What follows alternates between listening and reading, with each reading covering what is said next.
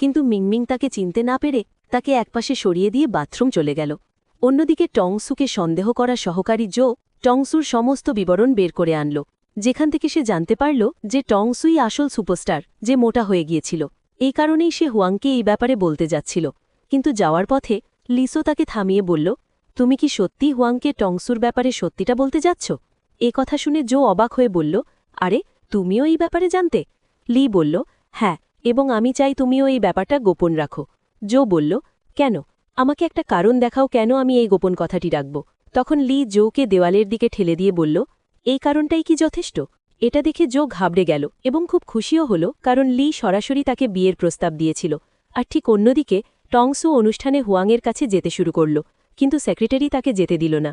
তখন মাংমিং টংসুকে অনুষ্ঠানে যেতে সাহায্য করল এবং জিজ্ঞেস করল, তুমি আমাদের হুয়াংয়ের কাজের মেয়ে তাই না? টংসু উত্তর দিল, হ্যাঁ, এবং তারপর সে হুয়াংয়ের কাছে গেল। হুয়াংও টংসুর সাথে কথা বলতে শুরু করল, কিন্তু মিংমিং সেখানে আসতেই মুখ চেনার অক্ষমতার কারণে হুয়াং তাকে চিনতে পারল না। তাই টংসু মিংমিংকে মনে করিয়ে দিয়ে তাকে সাহায্য করল। তখন হুয়াং মিংমিংয়ের দিকে পুরোপুরি মনোযোগ দিল এবং তাকে অনুষ্ঠানটি সম্পর্কে বলতে শুরু করল, কারণ সে মিংমিংয়ের একজন বড় ভক্ত ছিল। এবং তারপর হুয়াং টংসুকে জিজ্ঞেস করল, আজ আমি নিশ্চয়ই মিংমিংকে মুগ্ধ করেছি, কারণ আমি খুব ধনী এবং বুদ্ধিমান। কিন্তু ঠিক তখনই দুজনেই তারা মিংমিংয়ের চিৎকার শুনতে পেল। আসলে মিংমিংয়ের সহকারী আহত হওয়ায় তাকে হাসপাতালে যেতে হয়েছিল। এই কারণে মিংমিং খুব চিন্তিত হয়ে পড়ল। আমি এখন অনুষ্ঠানের শুটিং কিভাবে করব? আমি তো রান্না জানি না, সে হুয়াংকে বলল। সেজন্য বস, আপনি এক্ষুনি একটা উপায় বের করুন। হুয়াং সবাইকে জিজ্ঞেস করল, কে রান্না জানে, কে মিংমিংকে সাহায্য করতে পারে, কিন্তু সেখানে কেউই রান্না জানত না। মঙ্গিং টংসুকে জিজ্ঞেস করল, তুমি কি রান্না জানো? তখন হুয়াং বলল, হ্যাঁ, আমি তো প্রায় ভুলেই গিয়েছিলাম যে টংসু সেরা রাঁধুনি। তাই মিংমিং টংসুকে অনুরোধ করতে শুরু করল, দয়া করে আমার সাথে শুটিংয়ে এসো। কিন্তু টংসু রাজি হচ্ছিল না, কারণ সে এখন ক্যামেরার সামনে আসতে চাইছিল না, এই ভয়ে যে সবাই হয়তো জেনে যাবে সে কতটা মোটা আর কুৎসিত হয়ে গেছে। কিন্তু হুয়াং টংসুকে একপাশে নিয়ে গিয়ে বলল, তুমি যদি মিংমিংকে সাহায্য করো তাহলে আমি তোমাকে দ্বিগুণ বোনাস দেব। টংসু রাজি হয়ে বলল, কিন্তু আমি কাউকে আমার মুখ দেখাবো না। এখন কিছুক্ষণ পর শুটিং শুরু হলো, যেখানে টংসু মাস্ক পরে রান্না করতে গিয়ে অনেক সমস্যায় পড়ছিল। কিন্তু টংসু হাল ছাড়েনি, আর টংসুর বানানো খাবারটা চেখে দেখার সাথে সাথেই মিংমিংয়ের কিছু একটা হতে শুরু করে এবং তার অ্যালার্জি শুরু হয়ে যায়। টংসু মিংমিংকে সামলাতে না পেরে তার মাস্কটা ছুঁড়ে ফেলে দেয়। মিংমিং বলে, আমার এই অবস্থা করার জন্য তুমি খাবারে কিছু মিশিয়েছ। এটা শুনে সবাই অবাক হয়ে যায় এবং মিংমিং অজ্ঞান হয়ে পড়ে।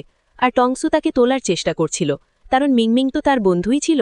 কিন্তু হুয়াং টংসুকে ধাক্কা দিয়ে সরিয়ে দেয় এবং নিজেই মিংমিংকে তুলে সেখান থেকে নিয়ে যায়।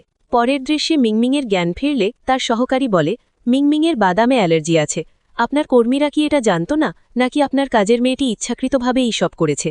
এরপর হুয়াং আর কিছু না বলে শুধু বলে, আমি অবশ্যই সত্যিটা খুঁজে বের করব। এরপর হুয়াং ক্লান্ত হয়ে বাড়ি ফিরলে টংসুটাকে খাবার দেয় যাতে সে আরাম বোধ করতে পারে। কিন্তু হুয়াং টংসুকে জিজ্ঞেস করে, তুমি কি সত্যিই মিংমিংয়ের খাবারে কিছু মিশিয়েছ? কারণ এখন সে তোমার ক্র্যাশ মানে ইয়ানজির প্রেমিকা। এটা শুনে টংসু বলে, না বস, আমি সত্যিই কিছু করিনি, বরং আমি নিজেও মিংমিংয়ের একজন ভক্ত। কিন্তু হুয়াং কোনো উত্তর দেয় না। তাই টংসু তার ঘরে এসে কাঁদতে শুরু করে, কারণ সে বিশ্বাস করতে পারছিল না যে হুয়াং তাকে সন্দেহ করছে। এরপর হুয়াং তদন্ত করতে মিংমিংয়ের মেকআপ রুমে গেল এবং সে সব জায়গা পরীক্ষা করে প্রমাণ খুঁজছিল।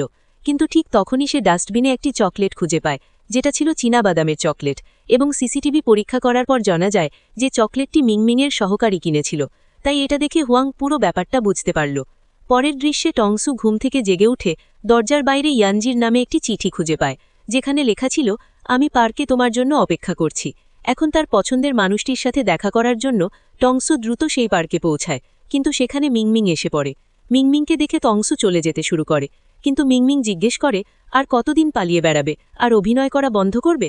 আমি তোমাকে অনেক আগেই চিনে ফেলেছি।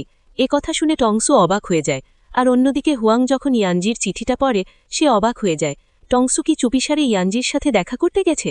আর ঠিক তখনই অন্যদিকে টংসু মিংমিংকে জিজ্ঞেস করে, যদি তুমি জেনেই গিয়ে থাকো তাহলে সবাইকে বলনি কেন যে আমি আসল টংসু?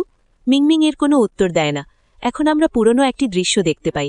সেদিন মিংমিং টংসুকে ডিরেক্টরের বাড়িতে পাঠিয়ে দিয়ে বলেছিল, আমার শরীর খারাপ, দয়া করে আমার বদলে তুমি ডিরেক্টরের কাছ থেকে ফাইলটা নিয়ে আসতে পারবে? আর টংসু চলে যাওয়ার সাথে সাথেই মিংমিং রিপোর্টারকে ফোন করে টংসুকে ফাঁদে ফেলে।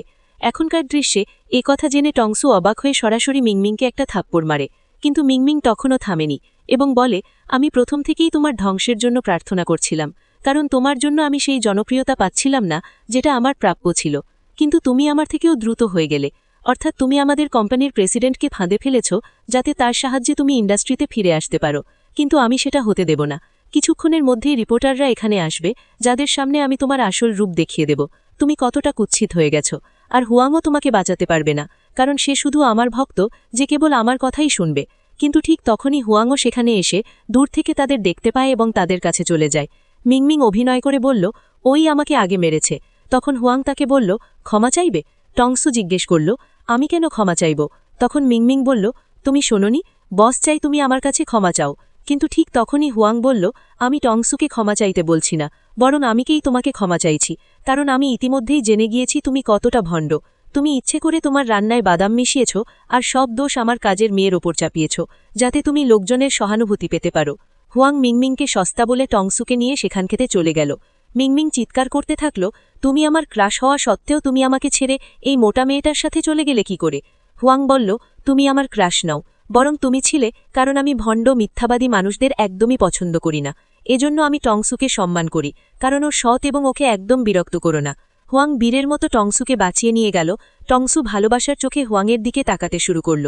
এখন বাড়িতে হুয়াং অনেক মদ খেয়ে টংসুকে জিজ্ঞেস করল, ভালোবাসা আসলে কি? তখন টংসু ভালোবাসা সম্পর্কে বলল, ভালোবাসা হলো সেটা যার জন্য আমরা দুশ্চিন্তা করতে শুরু করি, অর্থাৎ আমরা আমাদের ভালোবাসা কারো সাথে ভাগ করে নিতে পারি না, আবার কাউকে কষ্ট পেতেও দেখতে পারি না, কারণ ভালোবাসা এমন এক অনুভূতি যা আমাদের উপলব্ধি করায় যে আমাদের সঙ্গী ছাড়া আমরা অসম্পূর্ণ। এটা শুনে হুয়াং অবাক হয়ে টংসুর দিকে তাকাতে শুরু করল, কারণ সে এই সমস্ত অনুভূতি টংসুর সাথেই অনুভব করত। তাই হুয়াং বুঝতে পারল, শুরু থেকেই আমার ভালোবাসা মিংমিং ছিল না, বরং ছিল টংসু। অংশের জন্য ভিডিওটি লাইক, শেয়ার এবং চ্যানেলটি সাবস্ক্রাইব করুন, অথবা পেজটিকে